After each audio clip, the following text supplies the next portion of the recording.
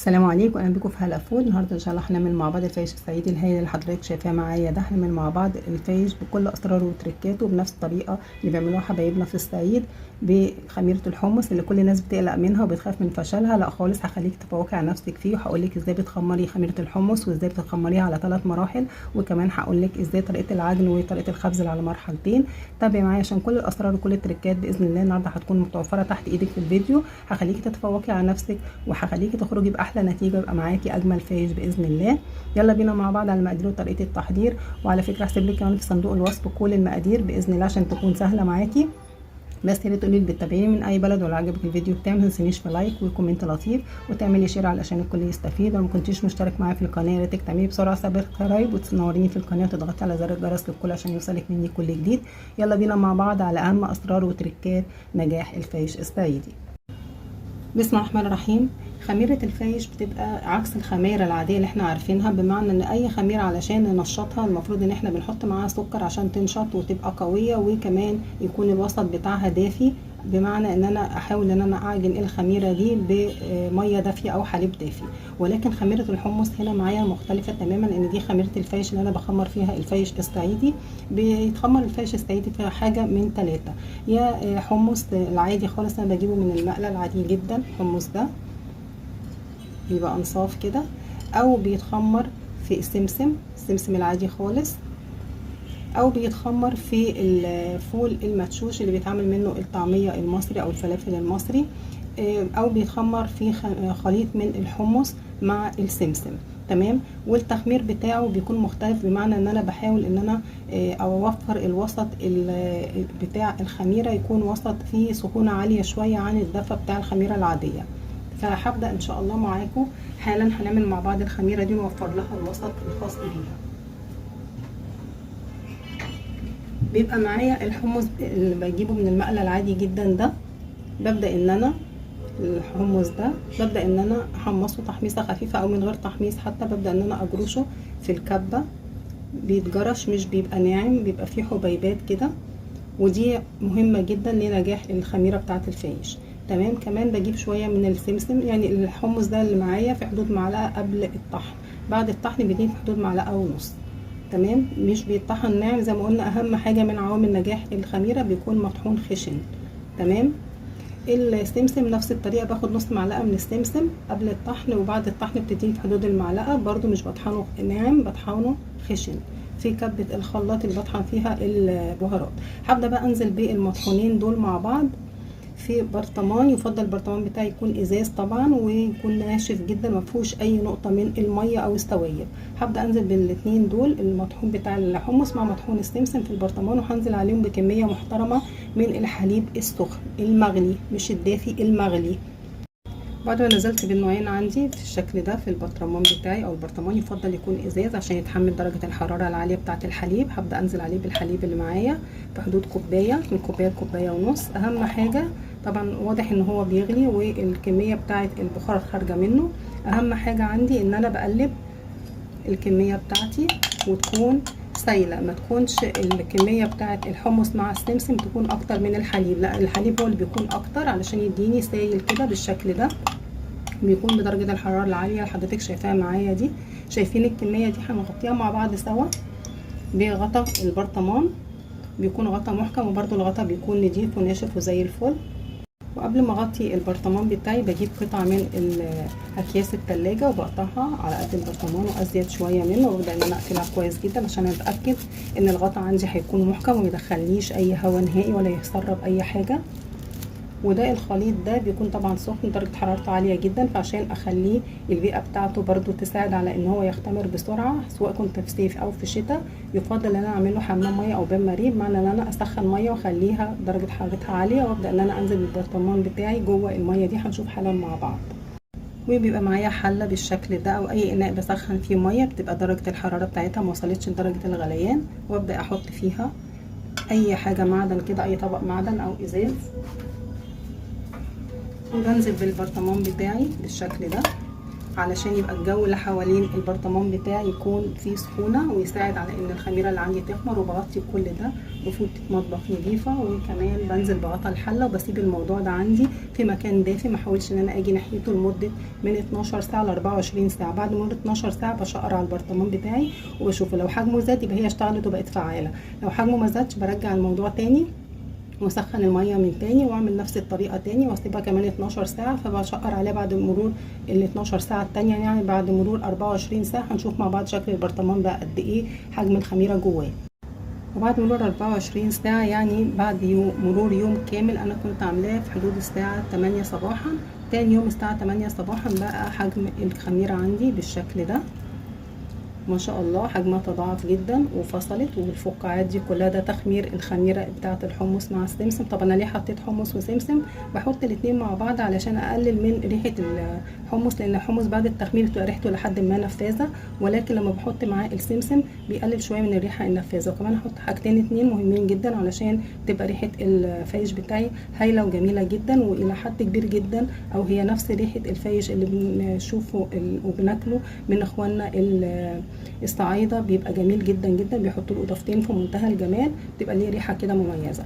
بس اهم حاجه عندي ان بتبقى كميه الخميره عندي لما بتتضاعف بيبقى بالشكل ده، وضروري ان هي تفصل، يبقى تحت في القاع كده في ميه والخميره كلها متضاعفه فوق، وبيبقى كل ده فقاعات هواء، دليل على اختمارها اختمار كامل وزي الفل.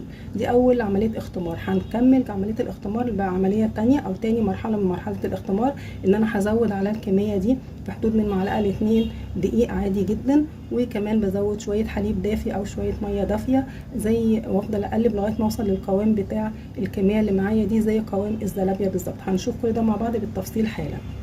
وفي البوله بتاعتي دي حطيت معلقه كبيره من الدقيق العادي خالص، وهبدا ان انا افتح البطرمان اللي موجود فيه الخميره. بسم الله الرحمن الرحيم.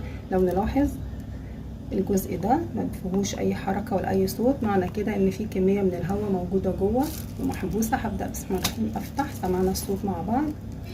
ما شاء الله الخميره مختمره وزي الفل وعامله فقاعات جميله جدا، وكل كميه السمسم والحمص طافت كده على الوش. نبص كده مع بعض ما شاء الله. هبدا انزل بالكميه بتاعتي على الدقيق. بسم الله الرحمن الرحيم. باخد كل الكميه بتاعت الخميره دي، مهمه جدا. في الصعيد بقى اخواننا الصعايده بيقولوا ان اللي بتعمل الخميره دي مش اي واحده في العيله، في ناس متخصصه في كل عيله بتعمل الخميره دي وبتنجح فيها جدا، وبتدرب كل البنات الصغيره ازاي ينجحوا فيها وايه هي اسس النجاح بتاعتها، علشان تكون بالنسبه لهم حاجه اساسيه جدا في حياتهم. احنا عارفين موضوع الفايش الصعيدي ده وجبه اساسيه في الصعيد. بسم الله الرحمن الرحيم. ببدا كده ان انا اقلب كويس جدا الدقيق مع كميه الخميره، وبنزل بالكميه من الحليب. بسم الله الرحمن الرحيم. بكون مدفياها مش درجه سخونه لكن فيها دفء، وبقلب لغايه القوام بتاع الخميره مع الدقيق يكون زي قوام العجينه بتاعه الزلابيه او لقمه القاضي اللي احنا بنعملها في مصر. حاسه ان هي سايله، هنزل لها بكميه شويه كمان من الدقيق. بسم الله الرحمن الرحيم.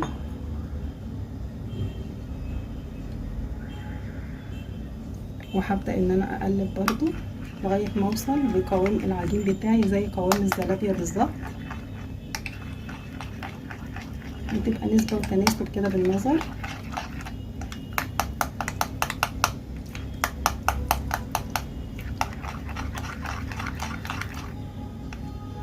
لحد ما وصلت القوام بتاعي زي ما انا حابه، لا خفيف ولا تقيل.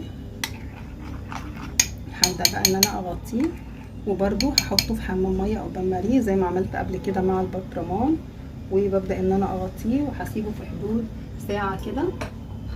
وبعد ساعه هنشوف مع بعض، بس مؤقتا هحطه قدام حضراتكم في حمام الميه او بماريه. والخميره اللي عملتها مع حضراتكم تاني مرحله من الخميره، ببدا ان انا احطها في بماريه زي ما كنت حاطه الخميره الاولى بالظبط في نفس الحله ونفس الطبق الاستانلس. هنزل بالبوله بتاعتي وهبدا ان انا اغطي الخليط كله بفوطه مطبخ اولا، وبعدين بغطاء الحله ثانيا، وهسيبه في حدود من ساعه لساعتين لغايه ما احس كده ان الوقت عدى. ببدا ان انا اشقر عليه واشوفها اختمرت ولا ايه، وهنشوف مع بعض باذن الله الكميه اللي كنا حاطينها تضاعفت ووصلت قد ايه. بعد مرور ساعه ببدا ان انا اشقر على الخميره بتاعتي. بسم الله الرحمن الرحيم. وبلاقيها ما شاء الله حجمها تضاعف بالشكل ده، هبدا انزل بالخميره بتاعتي على كميه الدقيق اللي معايا. على فكره الخميره دي ممكن تخمر لي من 2 كيلو ل 3 كيلو او حتى 4 كيلو من الدقيق، بس انا النهارده هعمل في حدود يعني ما بين نص كيلو والكيلو دقيق، يعني في حدود كيلو الا ربع من الدقيق. هنزل بالخميره بتاعتي بسم الله الرحمن الرحيم، خميره الحمص هنزل بيها كلها بالشكل ده، عشان خساره ان انا اسيب اي جزء فيها، بتبقى ريحتها خطيره بعد الخبز، بتبقى رهيبه جدا وبيبقى طعم الفايش تحفه. وخميره الحمص على فكره من اغنى الخماير، قلنا كل الاسرار بتاعت نجاحها. اهم حاجه يكون اللبن اللي بخمر فيه الخميره او الحليب يكون سخن لدرجه الغليان، وكمان بعمله بمريقه وحمام ميه دافيه. وكمان الحمص او السمسم اللي انا بخمر بيه المفروض يكون مجروش، ما يكون ناعم، والحليب بتاعي يكون دسم. وببدا ان انا انزل بقى بباقي المكونات اللي معايا. على فكره ببدا ان انا احط حاجه لطيفه جدا على خميره الحمص او على الفايش بتاعي، وهي المحلب. ده بيتجاب من عند العطار، بيبقى حبيبات كده صغيره، ببدا ان انا اطحنها في مطحنه الخلاط او معنى صح في الكبه بتاعتي، بس بحاول ان انا اطحنها ناعم. ولو ما اتطحنتش ناعم ضيفي عليها نص معلقه من السكر، بتخليها ناعمه ولطيفه جدا. ودي بتخلي الفايش بتاعي طعمه وريحته في منتهى الجمال. بعد الطحن بيكون ده الشكل بتاعها، المحلب مع السكر. تمام، يجي نقله تانية خالص للفايش بتاعي. بنزل بكل المكونات على بعض، وببدا اخد معايا في حدود ربع معلقه صغيره، من ربع نص معلقه من الفانيليا، سواء كانت بودر او سايله. وابدا انزل كمان بنص معلقه صغيره من البيكنج باودر، علشان احفز الخميره ان هي تنشط معايا اكتر عند الخبز. ومعايا نص كوبايه من السمن، بيكون بدرجه حراره المطبخ بسم الله الرحيم. والدقيق بتاعي طبعا بديله رشه الملح اللي احنا كلنا عارفينها الاساسيه عندنا في العجائن كلها، رشه من الملح بسيطه كده بضرب معلقه. وبنزل نص معلقه صغيره من الكركم عشان يديني اللون المميز للفايش بتاعي. ومعايا 3 معالق كبار من السكر. هقولك على مقادير الكيلو الواحد من الدقيق بياخد نص كوبايه من السكر، وممكن اقل كمان. اللي حابب ان هو يكون الفايش مسكر يديله نص كوبايه، اللي حابب ان يكون درجه التسكير اقل من كده يديله تلت كوبايه من السكر العادي خالص، وكوبايه من السمن للكيلو الدقيق الواحد. والخميره زي ما قلت لحضراتكم بكميه الخميره اللي احنا استخدمناها. وكمان اللي تابع معايا الفيديو هيعرف الكميه قد ايه بالمقادير بالظبط. ومعايا لكل كيلو دقيق بحط له في حدود نص معلقه صغيره من البيكنج باودر، او ازيد شويه بسيطه، بتكون نص معلقه هرميه. وابدا ان انا اعجن المكونات كلها مع بعض. بعجنها بالسائل اللي بيكون متوفر عندي، يا حليب يا ميه دافيه. تمام، اعجن كويس جدا لغايه ما كل العجين اللي معايا يسيب جوانب البوله، وتبقى العجينه بتاعتي ملساء وناعمه جدا جدا. وبعد مرور حدود ساعه كده، ساعه ونص، ببدا اشيل الفوطه بتاعتي. بلاقي الحجم تضاعف بتاع الفايش. هبدا بقى ان انا اقطعه بالاشكال اللي انا حباها. همسح ايدي بمسحه من الزيت او السمن، وهبدا اخد بسم الله الرحمن الرحيم العجين بتاعي كده الشكل المتعارف عليه ان هو بيتعمل بسم الله الرحمن الرحيم اصابع كده.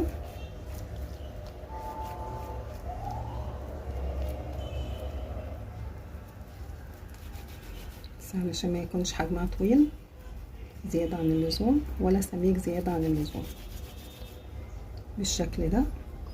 والاصابع دي بتترص جنب بعض في صينية الخبز، والصينية دي بتكون برضو مدهونة مادة دهنية يا سمن يا زيت.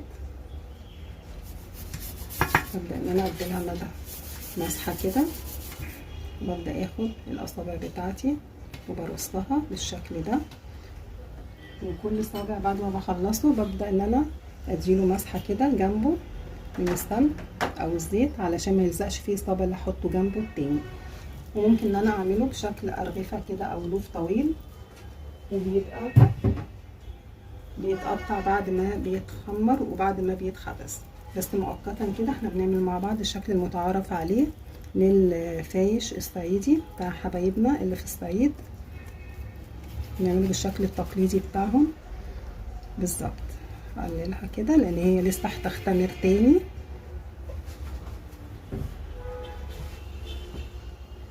بالشكل ده وهكذا. فانا بقى بجهز الكميه بتاعتي وبرصها كده ورا بعض، وبتبقى بين كل واحده وواحده فيها مسحه كده من السمنه او الزيت. وكمان هعمل تشكيل تاني علشان انا بفضله بصراحه، علشان بيبقى بعد ما بيختمر وبعد الخبز بيبقى شكله الى حد ما لطيف وما بيكونش سميك قوي، بيبقى يعني لطيف جدا للولاد. بتبقى الوحده كده او القطعه نفسها ما بتكونش مليانه، لا بالعكس بيكون حجمها مناسب جدا. بعمل كده وببدا ان انا الفها بالشكل ده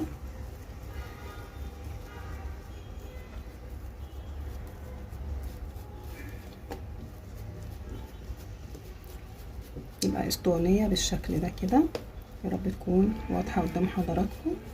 وبحطها في الصينيه بتاعه الخبز وبسيبها برضو على مسافات. دي بقى بتتساب على مسافات لان هي لما بتختمر المفروض ان هي تاخد شكلها الطبيعي. وبعد الاختمار ببدا ان انا اخبزها، وبعد ما بخلص الكميه بتاعتي كلها عشان ما اطولش عليكم الفيديو ببدا ان انا اخبز. بس بعد ما بخلص التشكيل كله بسيب الكميه بتاعتي في صواني تختمر كمان وحجمها يزيد، وبعدين ببدا ان انا اسخن الفرن بتاعي على اعلى درجه حراره، والخبز بيبقى على الرف الوسطاني.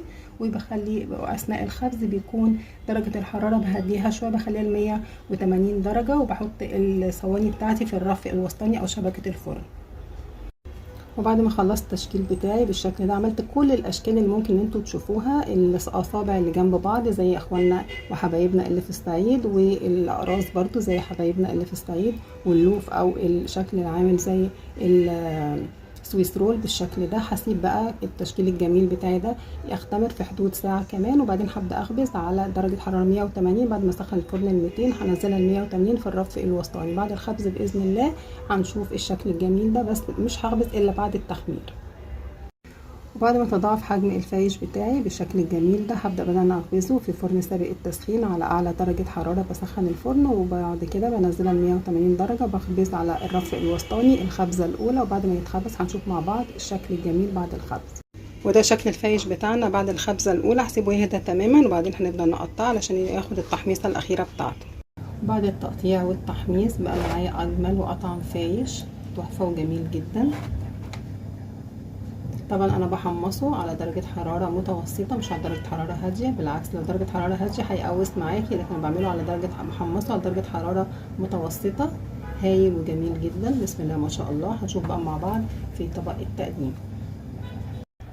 وبقى معايا اجمل فايش واطعم فايش عملته مع حضراتكم. شكله كده اصابع زي حبايبنا اللي في الصعيد بيعملوه بالطريقه دي بالظبط حرفيا بنفس الطريقه. وكمان عملته بالطريقه العاديه، عملته لوف وقطعته بعد ما خبزته اول خبزه وحمصته.